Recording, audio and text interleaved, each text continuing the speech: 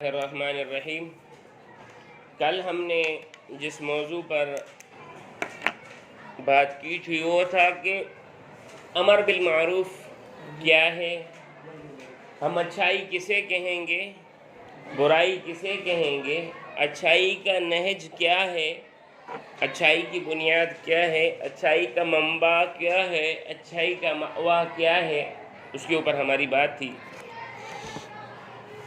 آج ہم انشاءاللہ یہاں اخلاق و آداب میں امر بالمعروف اور نہی عن المنکر کے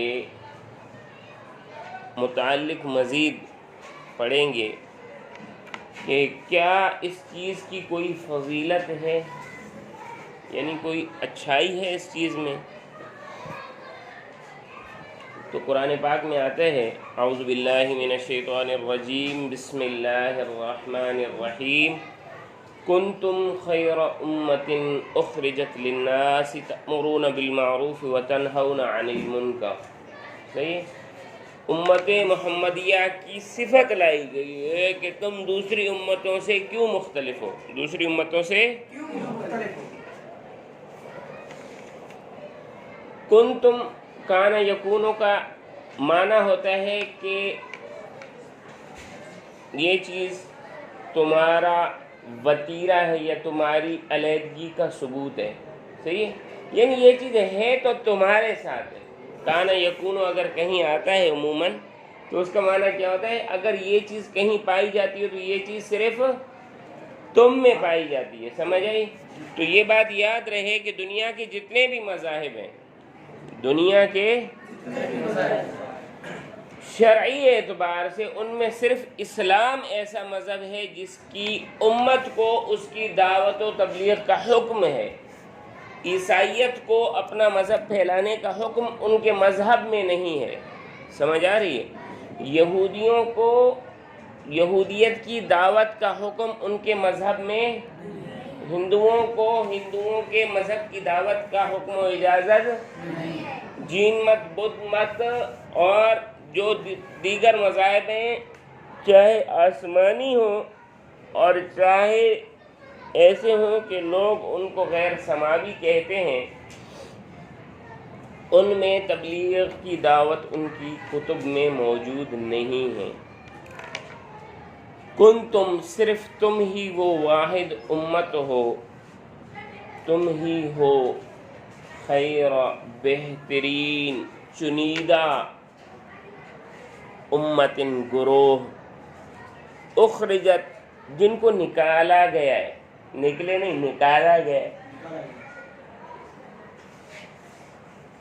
للناس، لوگوں کو نفع رسانی کے لیے، لوگوں کی لام افادے کے لیے آتا ہے، لام فائدے کے لیے آتا ہے، لہٰذا جو لام کا میں ترجمہ کر رہا ہوں لوگوں کی نفع رسانی کے لیے۔ اب وہ نفع کیا ہے؟ پیسے دینا ہے، وہ ان کو جوتے لگانا ہے، کیا کرنا ہے؟ تأمرون بالمعروف، تم وہ تمام کام کر سکتے ہو جو اچھائی کے لیے لوگوں کو حکم دے۔ صحیح، تأمرون بالمعروف، نیکی کا حکم دیتے ہو، تو ہر وہ کام نیکی کا کر سکتے ہیں جس میں نیکی کا حکم ہو۔ لہٰذا دین کی تبلیغ اس میں شامل، جہاد اس میں شامل، سمجھ آتی ہے؟ سیاست اس میں شامل، لوگوں کی اصلاح باطن کرنا اس میں شامل، سمجھ آ رہی ہے؟ ہر وہ چیز جس سے لوگوں کو علمی طور پر، عملی طور پر یا کسی بھی طور پر اس چیز کا فائدہ ہو کہ وہ یا تو اچھائی کو سمجھ سکیں، اچھائی کو جان سکیں، اچھائی کی پہچان کر سکیں، اس میں داخل ہے۔ وَتَنْهَوْنَ عَنِ الْمُنْكَرِ، اور تم غلط کاموں سے روکتے ہو، عَلَى سَبِيلِ الْاِسْتِعْلَاء، بلند ہونے کی وجہ سے، کیونکہ تم کس کے خلیفہ ہو، کس کے نائب ہو، کس کے فرمان روا ہو، کس کی بات لے کر آتے ہو؟ چاچا کس کی بات لے کر آتے ہو؟ جی، یہ جو دو لڑکے میں نے بھیجے یہ چلے گئے ہوں گے، رکے نہیں ہوں گے عطا صاحب کے لیے؟ ہاں، اچھا، خیر، کتاب صاحب کتاب نے جو ترجمہ کیا وہ بھی دیکھ لیں. تم وہ بہترین امت ہو جو لوگوں کے فائدہ کے لیے وجود میں لائی گئی. تم نیکی کی تلقین کرتے ہو اور برائی سے روکتے ہو.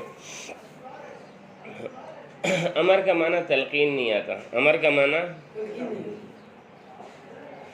معنی حکم آتا ہے، نیکی کا حکم دیتے. خیر، انہوں نے حکم کا آخری درجہ لیا ہے. حکم کا میں نے آپ سے عرض کیا تھا کہ حکم کے لیے 3 شرائط ہیں. اچھے کام کے کہنے کے 3 شرائط ہیں. پہلا، حق بات ہو. دوسرا، حق نیت ہو. تیسرا، حق طریقہ ہو. صحیح؟ اچھی بات اچھی نیت سے اچھے طریقے سے کہی جائے وہ ضرور اثر کرتی ہے. جو لوگ کہتے ہیں نا سچ کڑوا ہوتا ہے، سچ کڑوا نہیں ہوتا، سچ بولنے والے کا انداز کڑوا ہوتا ہے. سمجھ آئی؟ دنیا میں بہت ساری امتیں گزری ہیں، کسی کے بارے میں اللہ تعالیٰ نے خیر امت نہیں کہا، صرف امت محمدیہ کے لیے خیر امت فرمایا ہے. اور وجہ کیا ہے کہ تم لوگوں کی نفع رسانی کے لیے وجود میں لائی گئی ہو. نفع رسانی کے سلسلے میں نیکی کی تلقین کرنا، برائی سے روکنا سب سے اہم کام ہے. سب سے یہی تمہیں اچھا بناتے ہے. تم نے یہ کام کرنا ہے، اور اسی نبوت والے کام کی وجہ سے تمہیں کیا ہے، تمام امتوں پر فضیلت ہے. تو فضیلت سمجھ آ گئی اس کام کی؟ ہاں عمرانی سمجھ آ گئی فضیلت؟ چلو شکر ہے. اہمیت کیا ہے؟ فضیلت یعنی اس کام کی بلندی کیا ہے، اہمیت. یہ کام کیوں لازم ہے؟ یہ لفظ کیا ہے؟ اہمیت. کیا ہے؟ اہمیت. حضرت نعمان بن بشیر رضی اللہ تعالی عنہ سے روایت ہے کہ نبی کریم صلی اللہ علیہ وسلم نے فرمایا کہ اللہ تعالیٰ کے احکام کی پیروی کرنے اور نافرمانی کرنے والوں کی مثال اس جماعت کی سی ہے جس نے کشتی پر سواری کے لیے قرعہ اندازی کی. بعض اس کی اوپر کی منزل میں سوار ہوئے اور بعض اس کی نچلی منزل میں. نچلی منزل والے پانی لینے کے لیے اوپر والوں سے گزرتے. انہوں نے سوچا اگر ہم اپنے حصے میں سوراخ کر لیں، اوپر والوں کو تکلیف نہ پہنچائیں. اگر اوپر والے ان کو اس ارادے پر عمل کرنے دیں اور انہیں نہ روکیں تو سب کے سب ہلاک ہو جائیں گے، اور اگر ان کے ہاتھ کو پکڑ لیں تو خود بھی بچ جائیں اور سب کو ہلاکت سے بھی بچا لیں. بخاری شریف میں. صحیح. دیکھیں یہاں 2 قسم کے لوگ ہیں. قرعہ اندازی کی یعنی انہوں نے چنا. قرعہ اندازی کرنے والے کو یہ پتہ نہیں ہوتا کہ اس کے نصیب میں کیا آ رہا ہے. محنت دونوں نے کی. کسی کے نصیب میں علم والا ہونا لکھا گیا، دین والا ہونا لکھا گیا، دین لکھا گیا، اور کسی کے نصیب میں دین کا علم نہ ہونا لکھا گیا.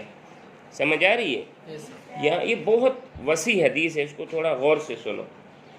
دوسری بات کہ نہ قرعہ اندازی میں جس کا نام آیا اس کو اترانا چاہیے کہ میں علم والا ہوں.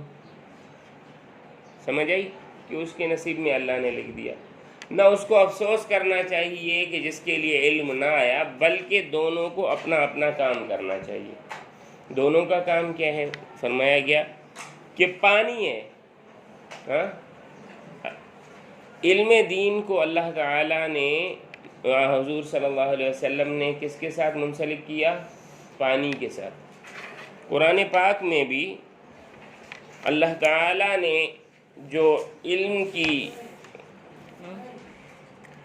36 کتنے لڑکے آئے ہو؟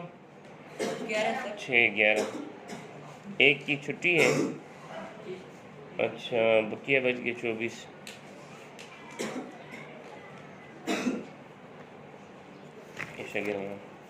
ہاں بھائی، اللہ تعالیٰ نے قرآن پاک میں کئی جگہوں پر علم، دین، خیر کو پانی کے ساتھ منسلک کیے. جیسے قرآن پاک میں آتا ہے وَإِنَّ مِنَ الْحِجَارَةِ لَمَا يَتَفَجَّرُ مِنْهُ الْأَنْهَارُ. یہاں پر اللہ تعالیٰ دل کو پتھر کے ساتھ مثال دے رہے ہیں. وَإِنَّ مِنَ الْحِجَارَةِ لَمَا يَتَفَجَّرُ مِنْهُ الْأَنْهَارُ. بعض دل، ویسے اس کا لفظی ترجمہ ہے بعض پتھر. مگر یہاں چونکہ اللہ اس کو دل کے ساتھ مثال دے رہے ہیں تو میں اس پتھر کی جگہ دل کا لفظ لا رہا ہوں۔ بعض دل ایسے ہوتے ہیں یتفجر منہ الانہار، جس سے نہریں پھوٹ پڑتی ہیں، جس سے علم کے انوارات پھوٹ پڑتے ہیں۔ وَإِنَّ مِنْهَا لَمَا يَشَقَّقُ فَيَخْرُجُ مِنْهُ الْمَاءُ، کچھ دل ایسے ہوتے ہیں جو ٹوٹتے ہیں اور اس سے تھوڑا سا پانی ہوتا ہے نکلتا ہے اور وہ اپنے ارد گرد کو سیراب کرتے رہتے ہیں۔ وَإِنَّ مِنْهَا لَمَا يَهْبِطُ مِنْ خَشْيَةِ اللَّهِ، اور بعض دل ایسے ہوتے ہیں جو اللہ کے خوف سے اپنی مجالس کو چھوڑ دیتے ہیں۔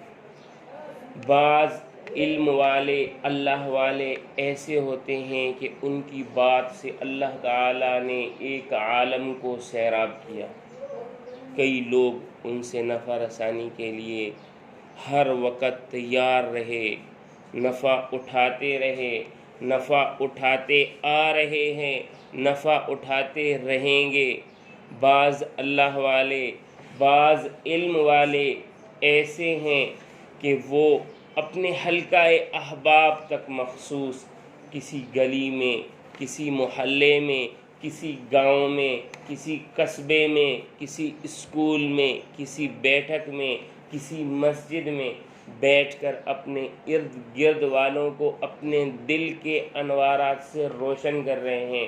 وَإِنَّ مِنْهَا لَمَا يَهْبِطُ مِنْ خَشْيَةِ اللَّهِ، بعض اللہ والے ایسے ہیں کہ نہ تو ان کے پاس علم ہے، نہ وہ لوگوں میں محنت کر سکتے ہیں، مگر کیا ہوتا ہے جب کوئی برائی کی محفل ہو جاتی ہے یا جب کوئی گناہ ہو جاتا ہے تو اللہ کا خوف انہیں دامن گیر ہوتا ہے اور وہ اس جگہ کو چھوڑ کر چلے جاتے ہیں۔ سمجھ آئی؟ مثال دے دی گی پانی کے ساتھ، چنانچہ آپ صلی اللہ علیہ وسلم نے خوابوں کی تعبیر میں بھی بارہا پانی کو، سمندر کو، دریا کو، ڈوبنے کو قرآن سے یا علم قرآن سے بتایا کہ اس کی تعبیر یہ ہے، یا خیر سے۔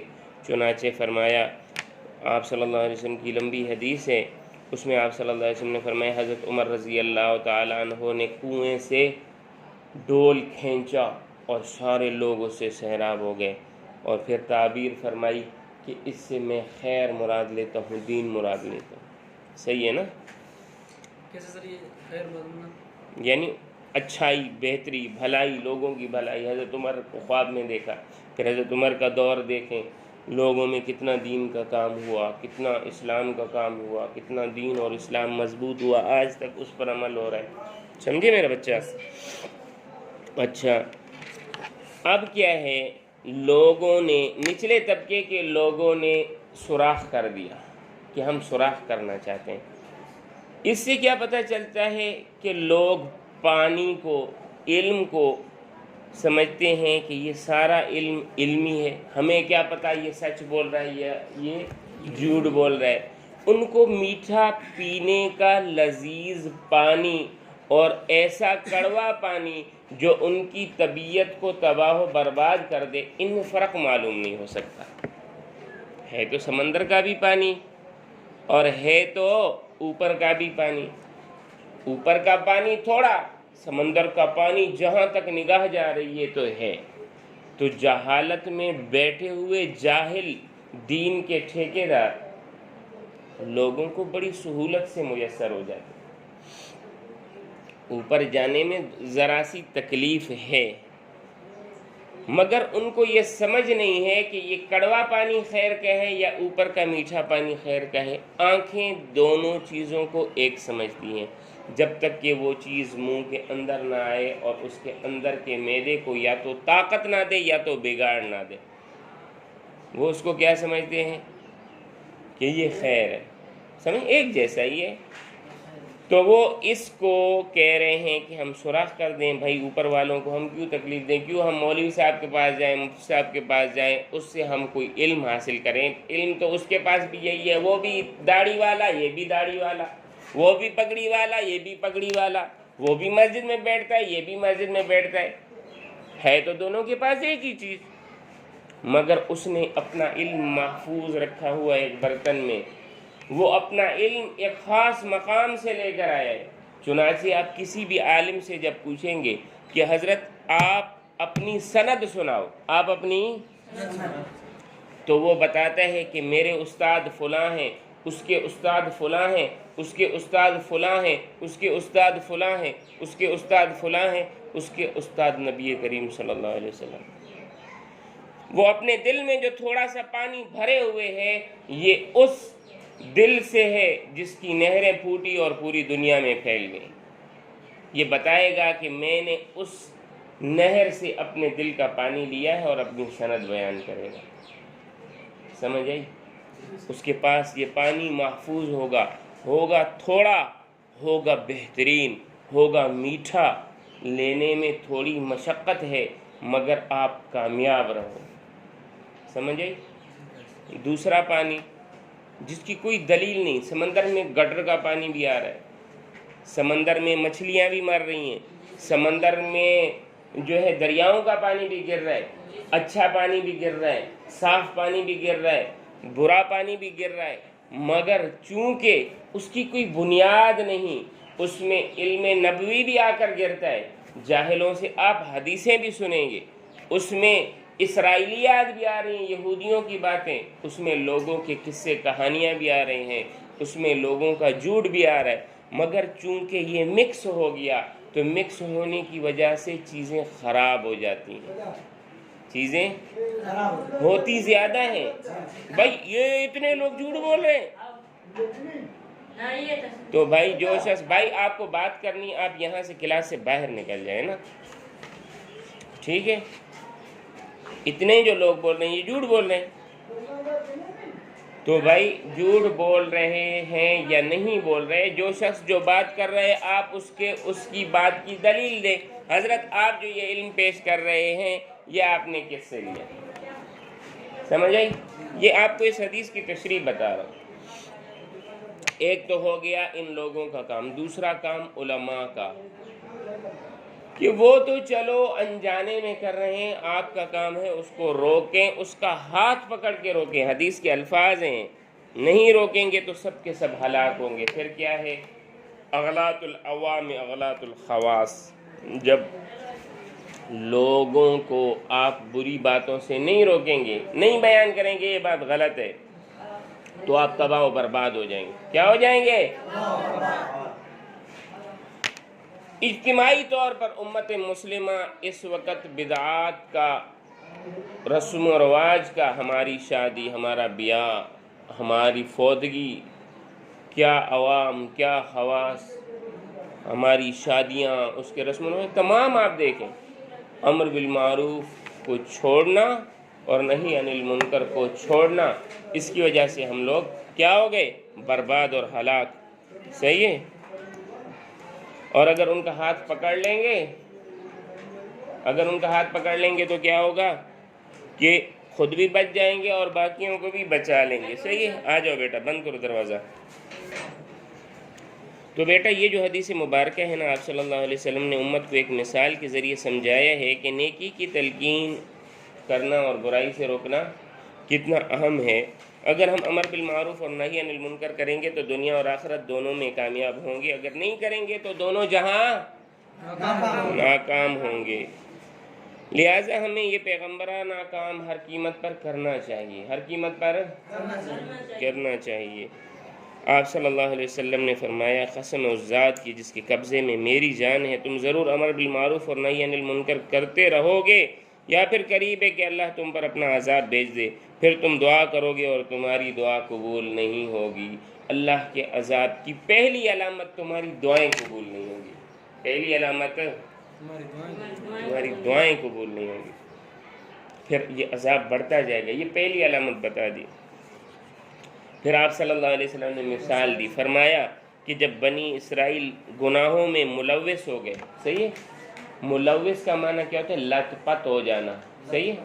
تلویث سے، تلویث کا لفظی معنی ہے نجاست میں، گندگی میں، پاخانے میں، نالی کے پانی میں آدمی گر جائے اور اس کو جب نکالا جائے تو کہتے ہیں یار یہ تو گندے پانی میں ملوث ہو گیا، صحیح ہے، اس کے جسم کے ساتھ رل مل گیا، ملوث ہو گیا، تو اولاً ان کے علماء نے ان کو منع کیا اور وہ باز نہ آئے، تو منع کرنے والے بھی ان کی مجلسوں میں بیٹھنے لگے، ان کے ساتھ ہنسنے لگے، ان کے ساتھ کھانے پینے لگے، تو اللہ نے ان کے دل ایک دوسرے کی طرح کر دیے، اور ان پر داؤد علیہ السلام اور عیسیٰ علیہ السلام کی زبان سے لعنت کی گئی، کیونکہ انہوں نے نافرمانی کی اور حد سے یہ لکھا ہوا ہے تجاوز کر گئے، یہ کر گئے انہوں نے غلط لکھا ہوا ہے، کر گئے لکھا ہے، کر گئے کرنا ہے، صحیح ہے، یہ کہ نقطے مٹا دینے۔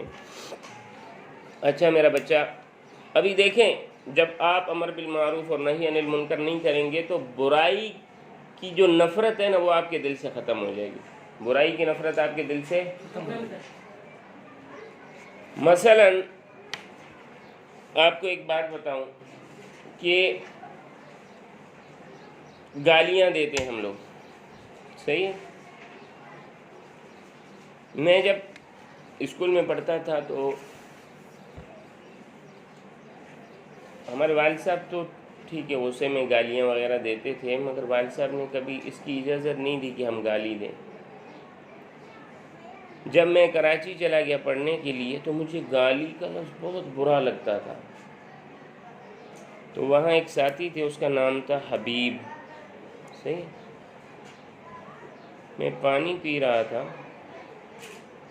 انہوں نے ایک مرتبہ گالی دی، اسی طرح ایک ہمارے ساتھی تھے ان کا نام تھا عمران خالد، انہوں نے ایک مرتبہ مجھے کہا بے غیرت، یعنی کراچی کے میں یہ لفظ عام تھا بے غیرت، چلو بے غیرت، میری تو جیسے آگ لگ گئی، میں اس سے ناراض ہو گیا۔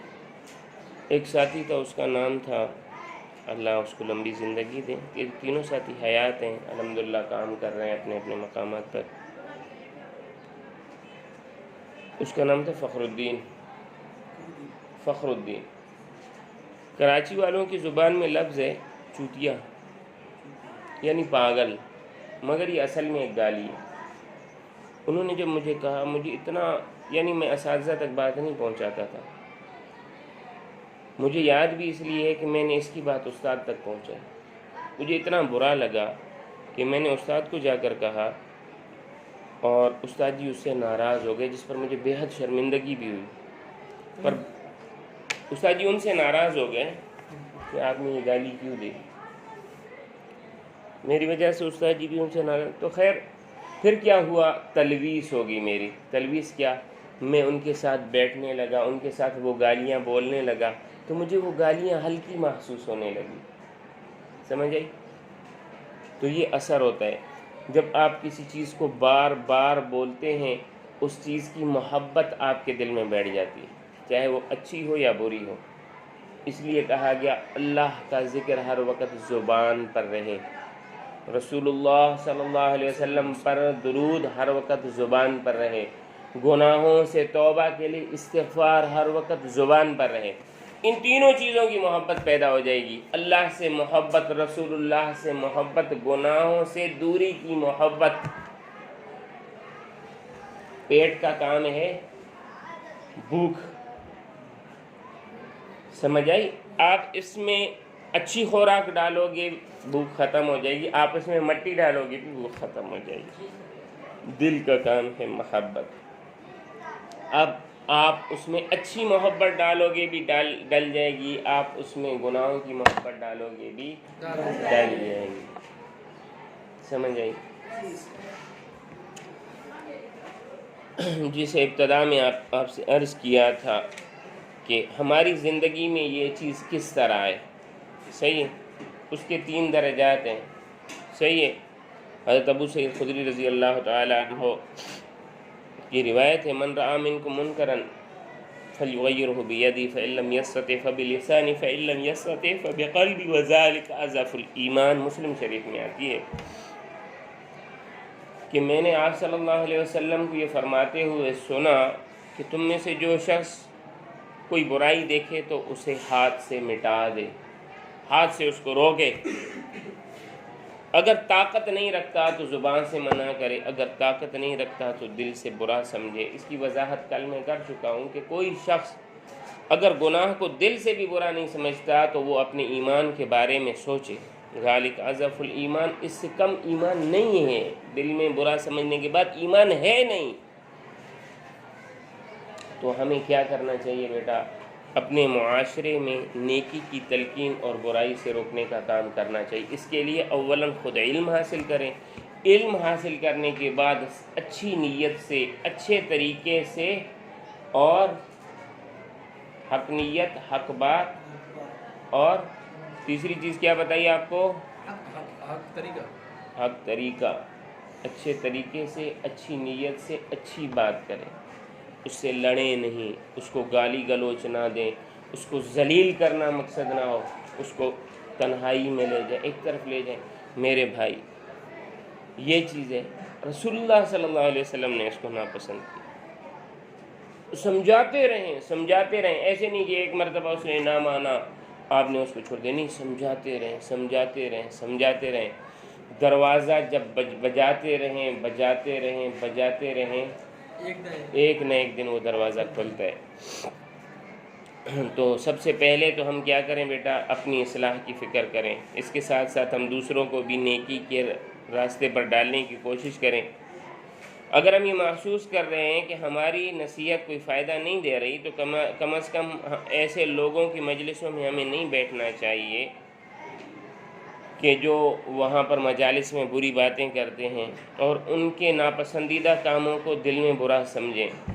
تو اللہ تعالیٰ سے دعا ہے کہ اللہ تعالیٰ ہمیں اس کام کے کرنے کی توفیق عطا فرمائے۔